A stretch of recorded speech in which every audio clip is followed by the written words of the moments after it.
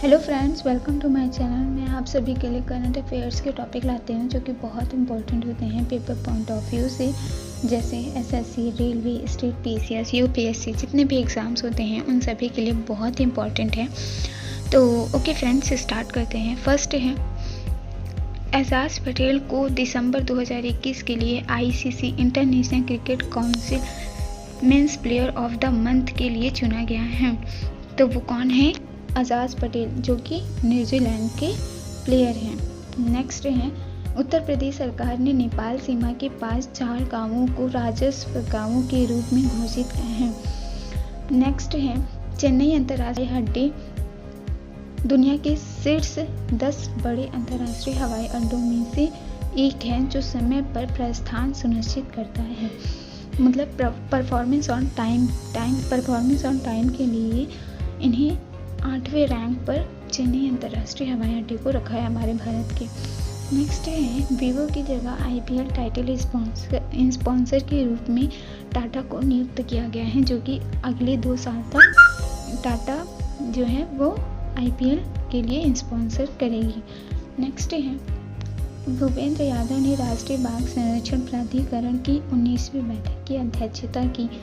भूपेंद्र यादव ने। नेक्स्ट है, अंतर्राष्ट्रीय मुद्रा कोष इंटरनेशनल मॉनेटरी फंड ने पियरे ओलिवे गॉरेंचियस को नए मुख्य अर्थशास्त्री नियुक्त किया है।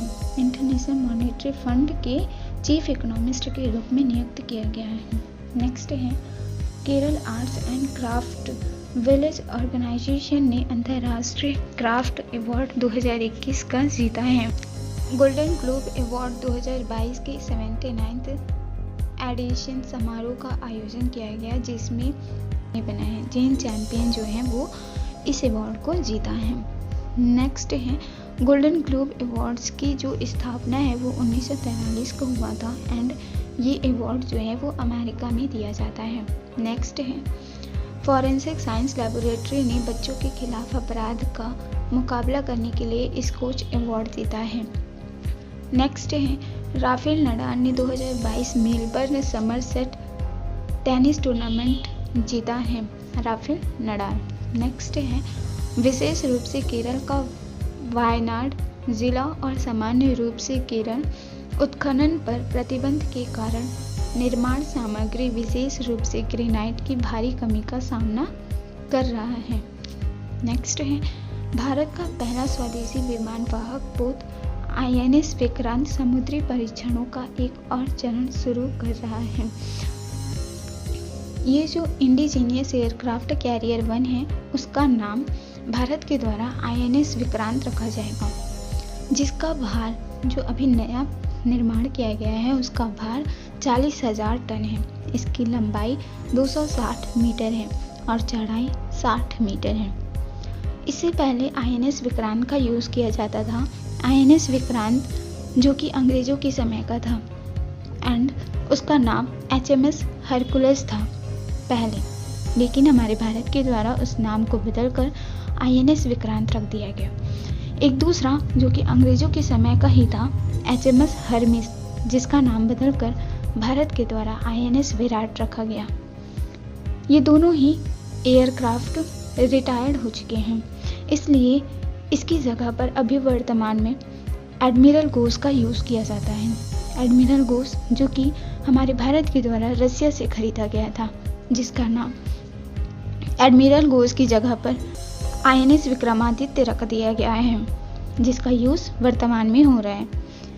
एंड अगर इंडिजीनियस एयरक्राफ्ट कैरियर 1 अगर सक्सेसफुली हो जाता है तो हमारे भारत के पास भी 2 एयरक्राफ्ट हो जाएंगे और हमारा भारत भी उस टेक्नोलॉजी में शामिल हो जाएगा। कुछ ही देशों के पास ऐसी टेक्नोलॉजी है जो कि खुद का एयरक्राफ्ट बनाती हैं। पहला अमेरिका, जिसके पास 11 एयरक्राफ्ट हैं। दूसरा इटली, जिसके पास 2 है। चाइना, जिसके पास 2 है। रसिया, जिसके पास 1 ही है। और अगर भारत इसमें सक्सेसफुल हो जाता है तो भारत के पास 2 एयरक्राफ्ट हो जाएंगे। नेक्स्ट है, भारत सरकार ने हाल ही में एलआईसी लाइफ इंश्योरेंस कॉर्पोरेशन जीवन बीमा निगम में 20% प्रत्यक्ष विदेशी निवेश एफडीआई की अनुमति देने का निर्णय लिया है। Life insurance corporation of India. Life insurance corporation of India के द्वारा 20% एफडीआई के लिए अनुमति दी गई है। एफडीआई और एफआईआई क्या होता है? Foreign direct investment. Foreign direct investment जब विदेशी कंपनियां हमारे भारत की कंपनी का शेयर परचेज करती हैं और उसमें मालिकाना हक प्राप्त करती हैं और उसके विकास के लिए काम करती हैं तो उसे एफडीआई कहते हैं। और एफआईआई फॉरेन इंस्टीट्यूशन इन्वेस्टमेंट क्या होता है? जब हमारे देश की कंपनियों के द्वारा शेयर जब आईपीओ जारी किया जाता है तो अलग अलग संस्थानों के द्वारा, इंस्टीट्यूशन के द्वारा उस शेयर को परचेज किया जाता है तो उसे एफआईआई कहते हैं। एलआईसी लाइफ इंश्योरेंस कॉरपोरेशन एक बॉडी कॉरपोरेट है, स्टैट्यूटरी बॉडी है क्योंकि इसे एक्ट के तहत निर्माण किया गया था, इसलिए इसे स्टैट्यूटरी बॉडी कहते हैं। जो 20% एफडीआई जारी किया गया है उसके लिए हमारे कानून में संशोधन करना पड़ा। कौन से कानून में संशोधन करना पड़ा? तो वो है फीमा एक्ट, जिसका फुल नेम है फॉरेन एक्सचेंज मैनेजमेंट एक्ट, जिसकी स्थापना 1999 में हुई थी और उसमें संशोधन करने के बाद ही 20% एफडीआई के लिए जारी किया गया है।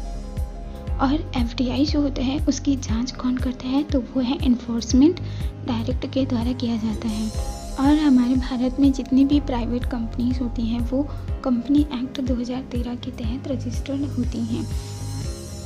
और जैसे कि इन्फोसिस हो गया, टाटा हो गया, रिलायंस हो गया, ये सारी जितनी भी कंपनियां एट्सेट्रा जितनी भी कंपनियां होती हैं वो कंपनी एक्ट 2013 के तहत रजिस्टर्ड होती हैं। नेक्स्ट है वोडाफोन आइडिया ने अपने समायोजित सकल राजस्व बकाया को इक्विटी में बदला, जिसके परिणाम स्वरूप सरकार के पास कंपनी के कुल बकाया शेयरों का 35% हिस्सा जाएगा। वोडाफोन आइडिया का जो 1/3 मतलब 1/3 हिस्सा जो है वो सरकार के पास जाएगी, जिसमें अब वोडाफोन के पास 28% उसका हिस्सा बचेगा और आइडिया के पास 17% हिस्सा। नेक्स्ट है हाल ही में चाइना को विश्व व्यापार संगठन वर्ल्ड ट्रेड ऑर्गेनाइजेशन में विकासशील देश का दर्जा मिला है, जिससे बहुत सारे देश चिंता जता रहे हैं। WTO वर्ल्ड ट्रेड ऑर्गेनाइजेशन के द्वारा हर साल 1 जुलाई को इनकम कैटेगरी जारी की जाती है। इनकम कैटेगरी 4 कैटेगरी की होती हैं: low income category, lower middle income category, upper middle income category और high income category. Low income category जो होती है ऐसे देशों को रखा जाता है जिसकी पर कैपिटा इनकम $1046 से कम होती है, और ऐसे देश जिनकी पर कैपिटा इनकम $1046 से $4095 तक होती है उन्हें लोअर मिडिल इनकम कैटेगरी में रखा जाता है।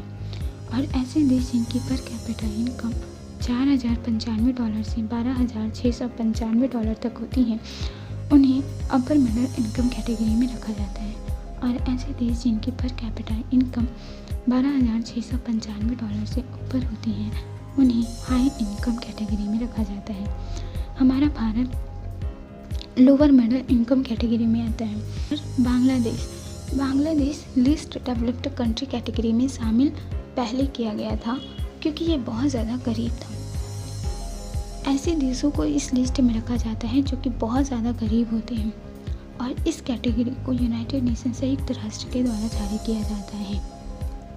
लेकिन अब वर्तमान में बांग्लादेश की पर कैपिटा इनकम 1968 हो चुकी है।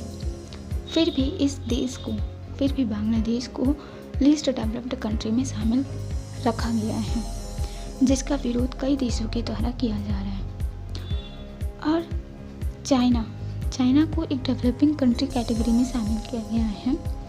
चाइना डेवलपिंग कंट्री कैटेगरी में शामिल होने से ऐसे देशों को AOA एग्रीमेंट ऑन एग्रीकल्चर के तहत जो देश एग्रीकल्चर के क्षेत्र में सब्सिडी देना चाहता है उन्हें लंबे समय तक छूट दी जाती है, और उसके साथ साथ ट्रेड बेनिफिट्स भी का लाभ उठाते हैं, जिसका फ़ायदा चाइना उठाने वाला है।